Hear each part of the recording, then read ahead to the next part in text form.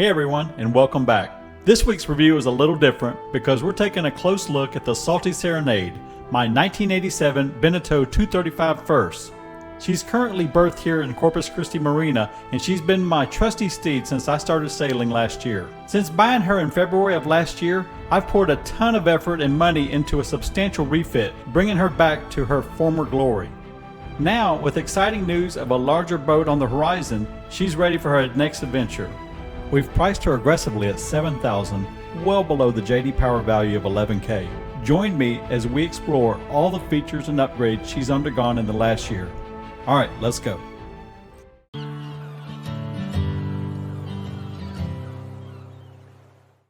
As I mentioned, this is a 1987 Beneteau 235 First.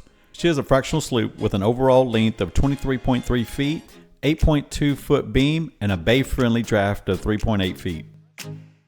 Last year, the bottom was painted, and since then, it's been professionally cleaned every 6 weeks by a diver. While the boat was on the hard, I also had the hull polished above the waterline. As you can see, the boat has a roller furler. The furling line and jib sheets are all brand new, and the UK jib is in perfect condition. I also replaced the Harkin drum last summer.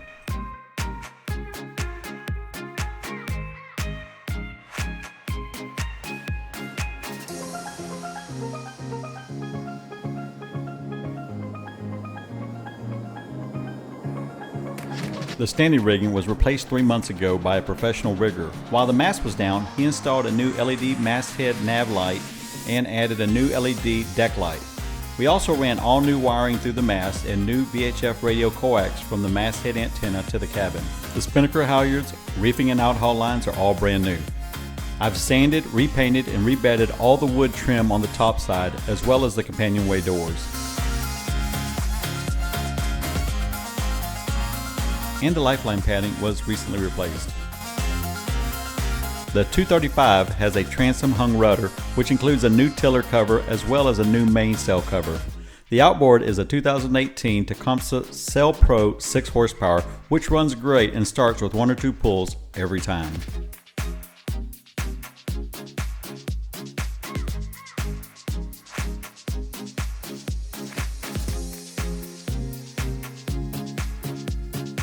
The boom has also been overhauled. All the broken sheaves on the boom and mast were replaced, and the end caps have been re-riveted. The 3-month-old north mainsail is made of 6.4 ounce Dacron with 2 reefs, 2 full battens, and 2 half battens. There's a total of 4 winches, 2 Lumar self-tailing 16s, as well as a couple single-speed number 6s, which were recently serviced. On either side, you'll find 3 clutches as well as a handful of spin locks on the coaming.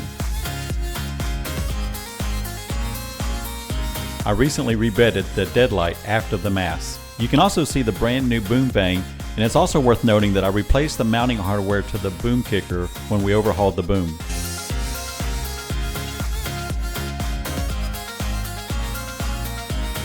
Just out of view is the new electrical through deck fitting. And here you can see the new baby stay with new line and hardware.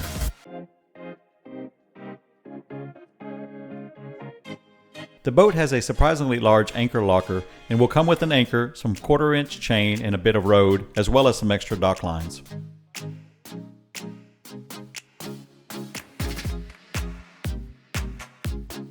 Moving aft, you can see the starboard side, but everything's mirrored on each side.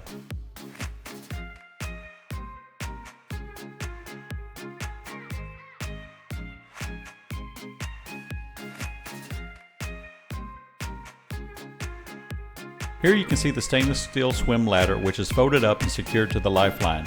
It's also rigged with an adjustable rear stay, which was recently replaced with Dyneema and a new line.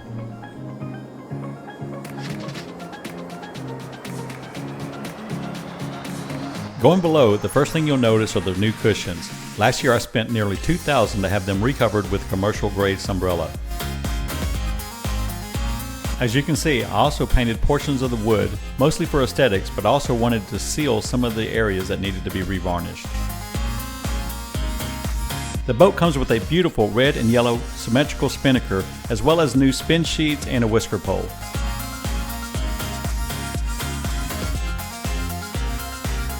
I also recently rebedded the keel boats and replaced the backing plates. Behind this panel are the cables coming from the mast, with the new wires and cables I mentioned before. There's the sink, and under that chart is a top-loading ice box. Some of the models have a stove which would go in this space if you ever decide you want to install one. There's a surprising amount of storage throughout the boat. I've exercised all the seat cocks and they function as they should. The aft berth has become a storage area and I need to straighten it up. The cushions that go back here are on the starboard settee. I need to put them back in place, but first I need to clean out this area first. Unfortunately, the berth quickly turned into a catch-all for random stuff. There's a dual battery switch, however I'm only running a single battery. The boat has a manual marine head. Above that is the electrical control panel. I have a new electrical panel in the box waiting to be installed. I've always liked this sliding chart table which slides out of the way. There's also some additional storage back there and a fire extinguisher. Alright, let's move these cushions so you can see that I'm not hiding anything behind them.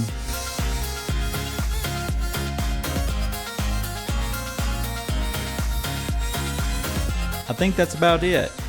Oh yeah, it has a shoreline connection to the cockpit that leads to an electrical outlet so you can run household items while you're at the dock. It's hard to film and move everything, but there's a ton of storage under these cushions, and the battery is located midship just forward of the mast. Alright, if you're interested, give me a call or send me an email and let's make a deal. She's ready for a new home and she's been completely refitted. I forgot to show you the bulkheaded mounting compass as well as the new winch handle and sleeve. As you can see, all the lines are new and in great shape.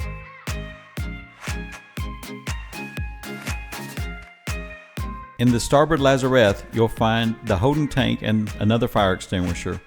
The aluminum module you see there is for the table down below.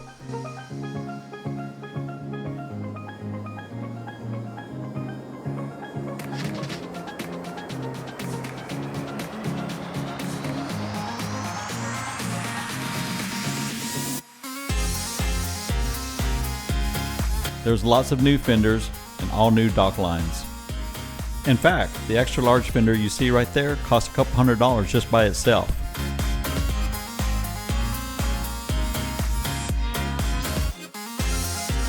You can also see that all the dock lines are new and in great shape.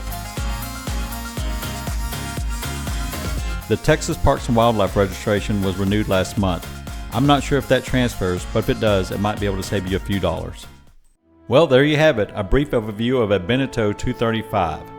If you're new to sailing, this would make a great boat to learn on, or if you're looking for something fast for the Wednesday night races, look no further. The only thing this boat needs is a crew, and she's ready to sail. Thanks for watching, and I'll see you again soon.